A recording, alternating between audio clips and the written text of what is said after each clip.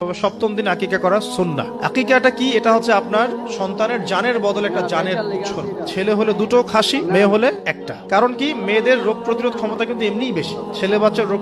সপ্তম দিন আকিকা করা সুন্নাহ। আকিকাটা কি? এটা হচ্ছে আপনার সন্তানের জানের বদলে একটা জানের উৎসর্গ। ছেলে হলে দুটো খাসি, মেয়ে হলে একটা। কারণ কি, মেয়েদের রোগ প্রতিরোধ ক্ষমতা কিন্তু এমনিই বেশি। ছেলে বাচ্চার রোগ প্রতিরোধ ক্ষমতা কিন্তু কিছুটা কম। এখানে দুটো খাসি উৎসর্গ করা হচ্ছে আল্লাহর কাছে। এখানে মেয়েদেরকে ছোট করা হচ্ছে না। তসলিমা নাসরিন টাইপের মেয়ে থাকলে বলতে পারে যে হ্যাঁ, এটা ছোট করা হচ্ছে। এখন আকিকার পর কি মাথা মুন্ডন করা। মাথা মুন্ডন মানে একটা চুল থাকে, চুলটা কষ্ট দেয়। ডক্টরাই বলেন যে এই চুলটা কিন্তু বাচ্চাদেরকে কষ্ট দেয়। এই চুলটাকে কামিয়ে ফেলা। যদি মাথায় কোনো প্রবলেম থাকে, ডক্টর বলে না এখন করার দরকার নাই, সেটা আলাদা ইস্যুস, কিন্তু নরমালি কামিয়ে ফেলা উচিত। এবং চুলের ওজন করতে হয়, এই চুলের ওজনের সমপরিমাণ রূপা আল্লাহর পথে সদাকা করতে হয়, এটা সুন্নাহ। তো এটা করবেন। তারপরে আকিকা করলেন। আকিকা আপনি যেভাবে গোশত বন্টন করেন সেভাবে করবেন। বাচ্চা এখন জন্ম হয়েছে, আপনাদের নতুন অধ্যায় শুরু। এই প্যারেন্টিংস আপনার এখন শুরু হচ্ছে। এখন আপনার জন্য প্যারেন্টিংস বইটা আমি সাজেস্ট করছি।